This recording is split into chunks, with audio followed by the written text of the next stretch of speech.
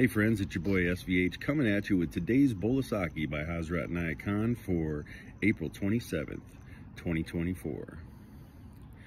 To make God a reality is the real object of worship. So, how do we make God a reality? Well, I was kind of contemplating this thought today while I was out on a hike. And I'll kind of tell you how I got to this contemplation, and I'm really glad that today's Bowl of Saki really kind of falls in line with this, because I think I kind of discovered a little secret to making God a reality.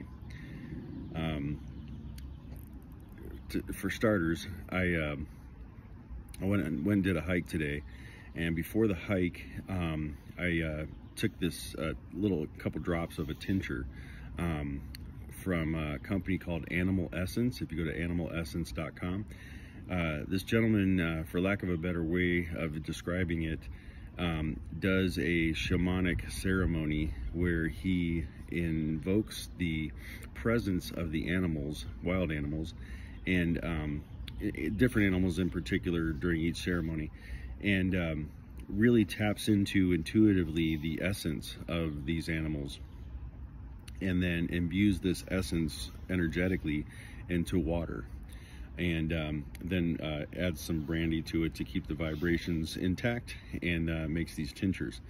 And each of them has a different animal essence. And I ended up taking the buffalo today because it's very grounding and keeps you very connected to the web of life, and also very in tune with the earth. Very, very solid on your feet, those kinds of things, all these different qualities of the buffalo. And as I was out hiking today, I was really feeling those feelings strongly, and I was kind of just thinking to myself, like, wow, it's pretty amazing how these, vibrational medicines work. How you can really take the essence or the vibration or frequency of something and put it into something that you can ingest, or keep around you, or put on your body, and have this kind of experience. And I thought, what is it about the essence of animals that really draws us in? What is it about nature in particular that really draws me in? This is where I started going with my questioning in my head. And I started to realize it's the qualities. It's the qualities. What is an essence? An essence is a quality, right? It's a quality that comes out of something. You could say wine is the essence of the grape, right? So it's a quality that is revealed once a certain work has been put into, the grape. And so I was thinking about this, and I was like, wow, that's how these work, because it's the qualities, and the qualities come from, what is a quality? It's a vibrational frequency. It's something that it's not a tangible thing that you can touch per se. It's something that you experience, and it's something that you feel, and it's something that has a vibrational essence to it. And so it's these certain vibrational qualities that really bring about what we experience and enjoy in nature. And I love nature. When I'm out in nature, I feel revived, tuned in, tuned up, and I just feel at one. I feel really at home. And so I was thinking about this today, and just really thinking about that whole idea of qualities.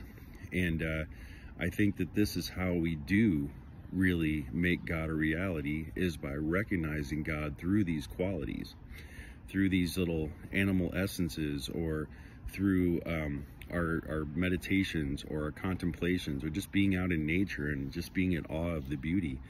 We can really experience these qualities.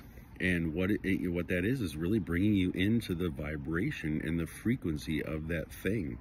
And it's not far away. It's not something distant. It's not something disconnected from us. It's a part of us. And by imbuing and invoking these qualities, we can experience them. And those qualities are something that can connect us to God, that can help us to discover and make God a reality. So the quality thing has been a big thing for me lately. In my spiritual path of Sufism, we do what's called wazifa, which are sacred chants. You could consider them mantras or whatever you like to, but what they really are different words and phrases based on the divine names of God.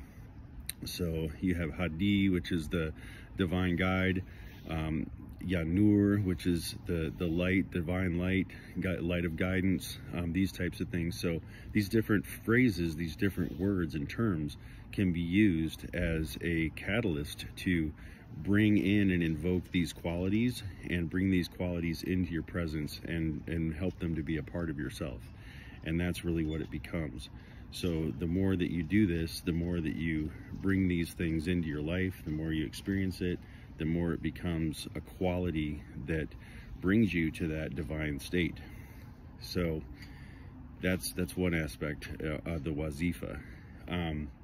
I've also been really into lately this idea, the science, I guess you would call it, of biogeometry.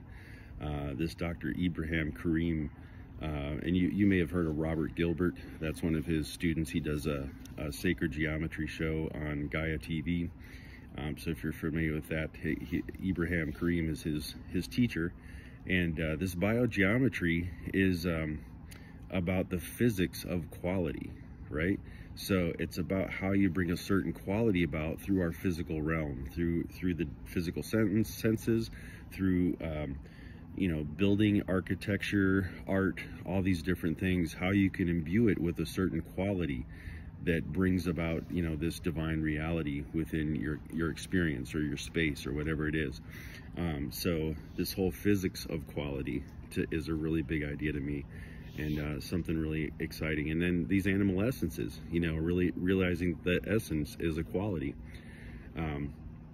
Pretty exciting. So there's so many different ways that you can experience God in your life, and there's so many different ways that you can make God a reality, and that truly is the essence of worship, the object of worship.